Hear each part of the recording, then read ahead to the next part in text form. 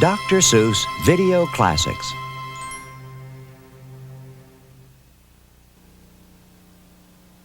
Yertle the Turtle by Dr. Seuss. Narrated by John Lithgow. On the faraway island of Salamasond, Yertle the Turtle was king of the pond. A nice little pond. It was clean, it was neat. The water was warm, there was plenty to eat.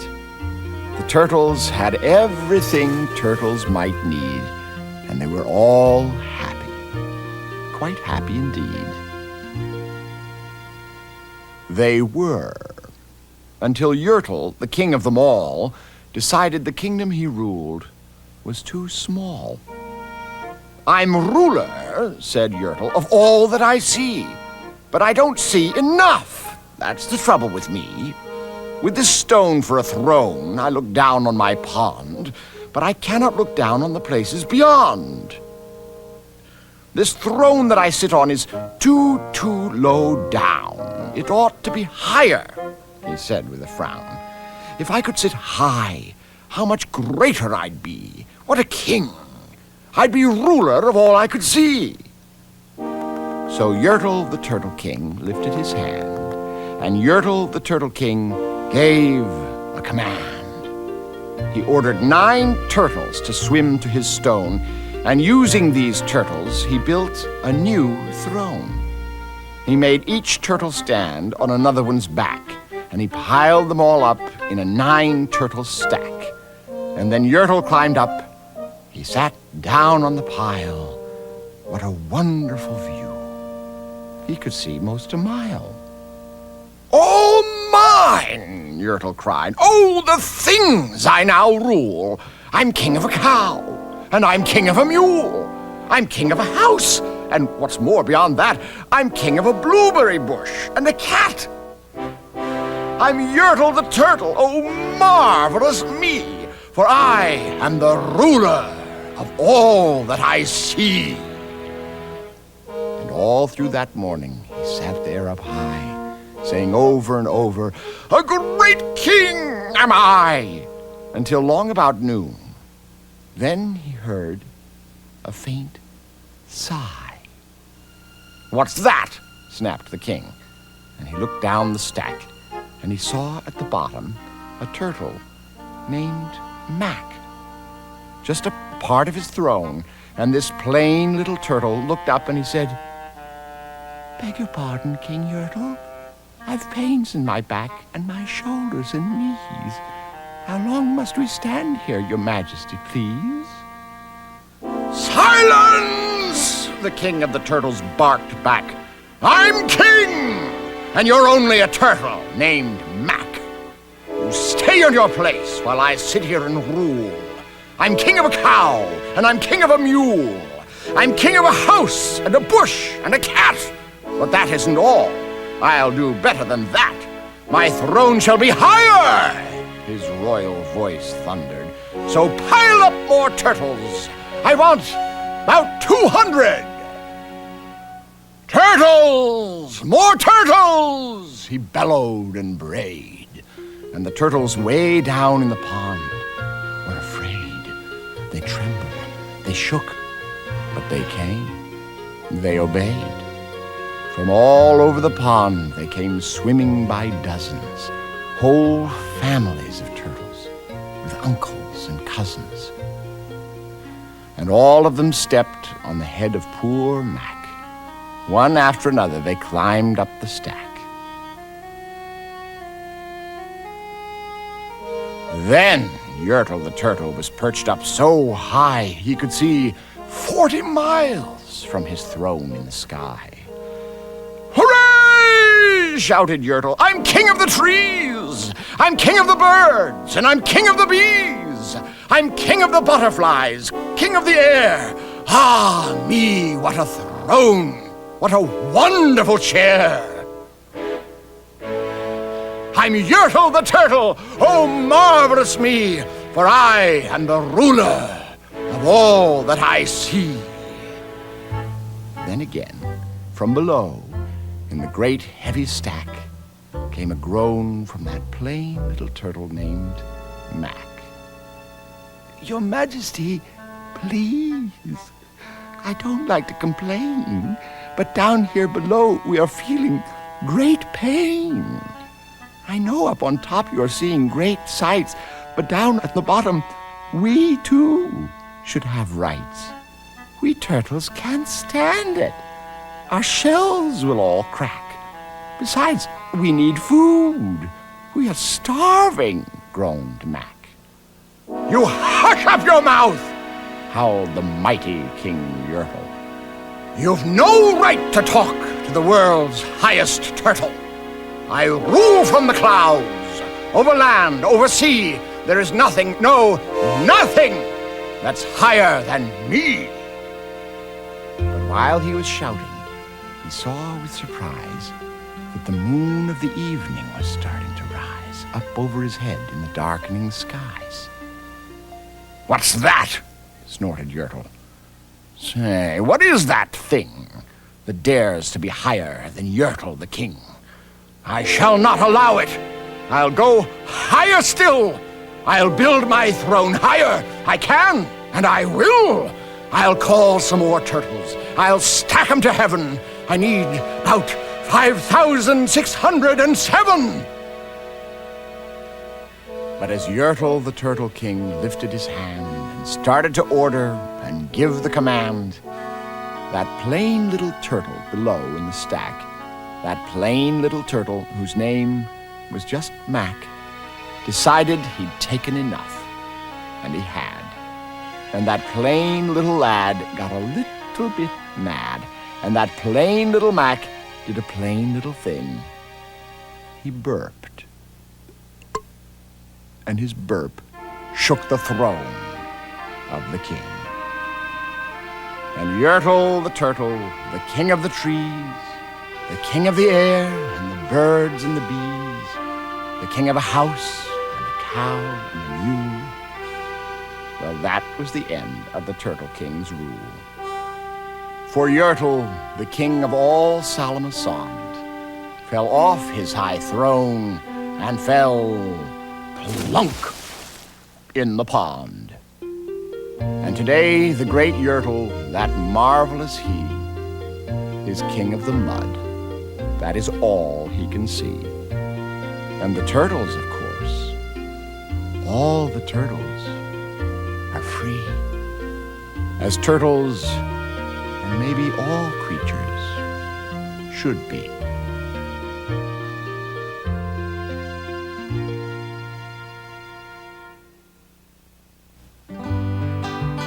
Gertrude McFuzz by Dr. Seuss. Narrated by John Lithgow. There once was a girl bird named Gertrude McFuzz, and she had the smallest plain tail ever was. One droopy droop feather, that's all that she had. And oh, that one feather made Gertrude so sad. For there was another young bird that she knew, a fancy young birdie named Lollaliloo, and instead of one feather behind, she had two. Poor Gertrude, whenever she happened to spy Miss Lollaliloo flying by in the sky, she got very jealous. She frowned and she pouted. Then one day she got awfully mad and she shouted, "This just isn't fair. I have one, she has two. I must have a tail just like Lollaliloo." So she flew to her uncle, a doctor named Dake, whose office was high in a tree by the lake, and she cried, "Uncle Doctor, oh please, do you know of some kind of a pill that will make my tail grow?" "Tut, tut," said the doctor, "such talk, how absurd. Your tail is just right for your kind of a bird." Then Gertrude had tantrums. She raised such a din that finally her uncle, the doctor, gave in. And he told her just where she could find such a pill, on a pillberry vine on the top of the hill. "Oh, "Thank you," chirped Gertrude McFuzz, and she flew right straight to the hill where the pillberry grew. Yes, there was the vine, and as soon as she saw it, she plucked off a berry. She started to gnaw it. It tasted just awful, almost made her sick, but she wanted that tail, so she swallowed it quick. Then she felt something happen. She felt a small twitch, as if she'd been tapped down behind by a switch. And Gertrude looked round, and she cheered. It was true! 2 feathers, exactly like Lolly-Loo. Then she got an idea. Now I know what I'll do. I'll grow a tail better than Lolly-Loo. These pills that grow feathers are working just fine. So she nibbled another one off of the vine. She felt a new twitch, and then Gertrude yelled, "Whee! Miss Lolla has only just 2. I have 3.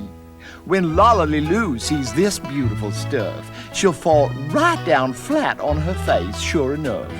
I'll show her who's pretty. I certainly will. Why, I'll make my tail even prettier still." She snatched at those berries that grew on that vine. She gobbled down 4, 5, 6, 7, 8, 9. And she didn't stop eating, young Gertrude McFuzz, till she'd eaten 3 dozen. That's all that there was. Then the feathers popped out with a zang, with a zing. They blossomed like flowers that bloom in the spring, all fit for a queen. What a sight to behold! They sparkled like diamonds and gumdrops and gold, like silk, like spaghetti, like satin, like lace. They burst out like rockets all over the place. They waved in the air and they swished in the breeze, and some were as long as the branches of trees. And still they kept growing. They popped and they popped until long about sundown, when finally they stopped. "And now," giggled Gertrude, "the next thing to do is to fly right straight home and show Lolly-Loo. And when Lolla sees these, why, her face will get red, and she'll let out a scream, and she'll fall right down dead." Then she spread out her wings to take off from the ground, but with all of those feathers, she weighed 90 pounds. She yanked and she pulled and she let out a squawk, but that bird couldn't fly, couldn't run, couldn't walk. And all through that night, she was stuck on that hill. And Gertrude McFuzz might be stuck up there still if her good Uncle Dake hadn't heard the girl yelp. He rushed to her rescue and brought along help. To lift Gertrude up almost broke all their beaks, and to fly her back home it took almost 2 weeks, and then it took almost another week more to pull out those feathers. My, Gertrude was sore. And finally, when all of the pulling was done, Gertrude behind her again had just one. That one little feather she had as a starter.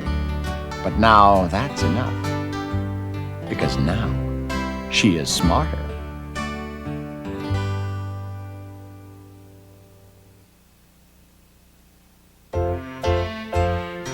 The Big Brag by Dr. Seuss. Narrated by John Lithgow.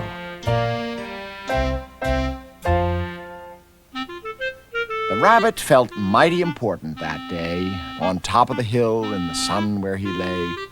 He felt so important up there on that hill that he started in bragging, as animals will, and he boasted out loud as he threw out his chest. "Of all of the beasts in the world, I'm the best. On land and on sea, even up in the sky, no animal lives who is better than I." "What's that?" growled a voice that was terribly gruff. "Now why do you say such ridiculous stuff?" The rabbit looked down and he saw a big bear. I'm best of the beasts, said the bear, and so there. You're not, snapped the rabbit. I'm better than you. Pooh, the bear snorted. Again I say, pooh. You talk mighty big, Mr. Rabbit, that's true. But how can you prove it? Just what can you do? Thought the rabbit. Now what can I do? He thought and he thought. Then he finally said, Mr. Bear, do you see these two ears on my head? My ears are so keen and so sharp and so fine, no ears in the world can hear further than mine. Humph, the bear grunted. He looked at each ear. You say they are good, Said the bear with a sneer.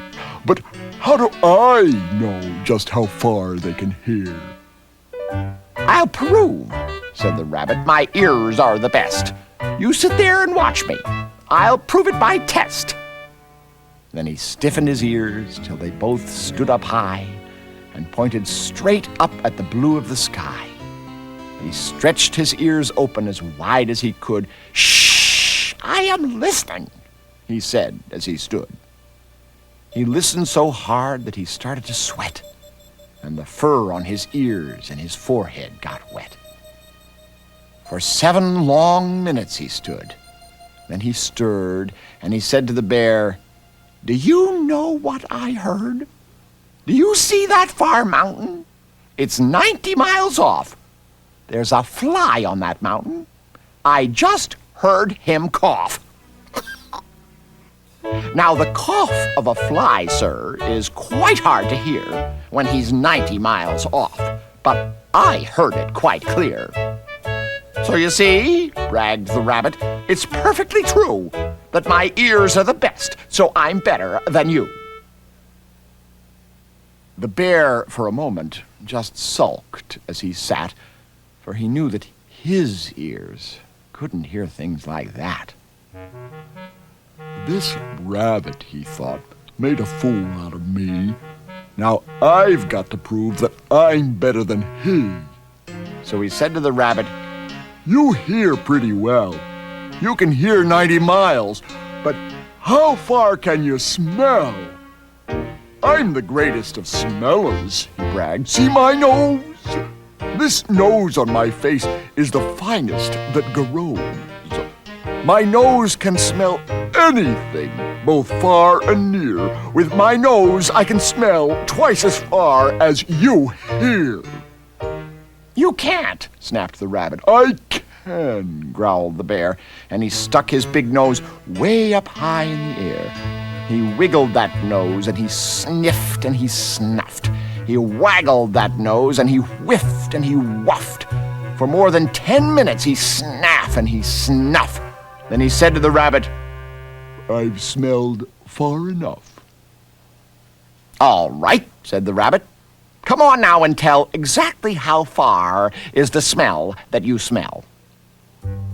Oh, I'm smelling a very far smell, said the bear. Away past that fly on that mountain out there. I'm smelling past many great mountains beyond, 600 miles more to the edge of a pond. And way, way out there, by the pond you can't see, is a very small farm. On the farm is a tree. On the tree is a branch. On the branch is a nest. A very small nest where 2 tiny eggs rest. 2 hummingbird eggs, only ½ an inch long, but my nose, said the bear, is so wonderfully strong. My nose is so good that I smelled without fail that the egg on the left is a little bit stale. And that is a thing that no rabbit can do.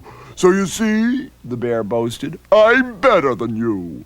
My smeller's so keen that it just can't be beat. What's that? Called a voice from way down by his feet. The bear and the rabbit looked down at the sound, and they saw an old worm crawling out of the ground. "Now, boys," said the worm, "you've been bragging a lot. You both think you're great, but I think you are not. You're not half as good as a fellow like me. You hear and you smell, but how far can you see?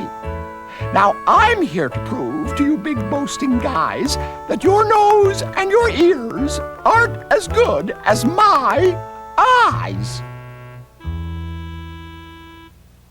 And the little old worm cocked his head to one side, and he opened his eyes, and he opened them wide, and they looked far away with a strange sort of stare, as if they were burning 2 holes in the air. The eyes of that worm almost popped from his head. He stared half an hour till his eyelids got red. That's enough, Growled the bear. Tell the rabbit and me, how far did you look? And just what did you see? "Well, boys," the worm answered, "that look that I took was a look that looked farther than you'll ever look. I looked across the ocean, way out to Japan, for I can see farther than anyone can. There's no one on earth who has eyesight that's finer. I looked past Japan, then I looked across China. I looked across Egypt, then took a quick glance across the 2 countries of Holland and France. Then I looked across England and also Brazil. But I didn't stop there. I looked much farther still. And I kept right on looking and looking until I'd looked round the world and right back to this hill. And I saw on this hill, since my eyesight's so keen, the 2 biggest fools that have ever been seen. And the fools that I saw were none other than you, who seem to have nothing else better to do than sit here and argue who's better than who." Then the little old worm gave his head a small jerk, and he dived in his hole and went back to his work.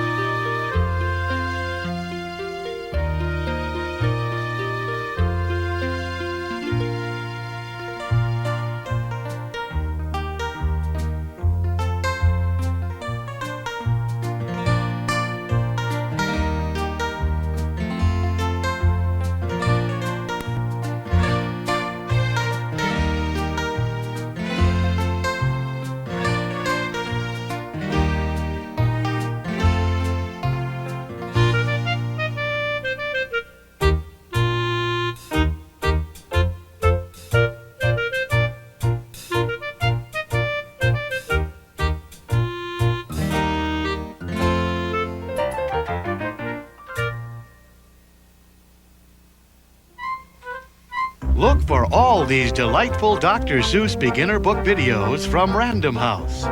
First, it's The Cat in the Hat Comes Back. Do you know where I found him? You know where he was? He was eating a cake in the tub. Yes, he was. The hot water was on and the cold water too. And I said to the cat, what a bad thing to do. But I like to eat cake in a tub. Laughed the cat. You should try it sometime. Laughed the cat as he sat. The Cat in the Hat Comes Back. But that's not all. You'll meet lots more friends in There's a Wocket in My Pocket and Fox in Socks. Visit an out-of-the-ordinary world in One Fish, Two Fish, Red Fish, Blue Fish. Say, look at his fingers. 1, 2, 3. How many fingers do I see? 1, 2, 3, 4, 5, 6, 7, 8, 9, 10. He has 11. 11? This is something new. I wish I had 11 too. Funny things are everywhere in One Fish, Two Fish, Red Fish, Blue Fish. And there are more surprises in Oh, the Thinks You Can Think and The Foot Book. Next, it's Dr. Seuss's ABC. Big D, little d. What begins with D? David Donald Do. Dreamed a dozen donuts and a duck dog too. There's lots of fun from A to Z in Dr. Seuss's ABC and I Can Read With My Eyes Shut and Mr. Brown Can Moo, Can You? Then it's time to rhyme with Hop on Pop. Hop, hop, We like to hop. We like to hop on top of Pop. Stop. You must not hop on Pop. There are giggles galore in Hop on Pop and more fun in store with Marvin K. Mooney, Will You Please Go Now? And Oh Say Can You Say? Sleepyheads everywhere will love I Am Not Going to Get Up Today. You can shoot at me with peas and beans. You can bring in the United States Marines. You can put the whole thing on TV. But I won't get up today. Not me. Get ready to enjoy I Am Not Going to Get Up Today. And 3 more Dr. Seuss favorites, The Shape of Me and Other Stuff, Great Day for Up, and In a People House. Dr. Seuss beginner book videos the whole family will love. Available only from Random House Home Video.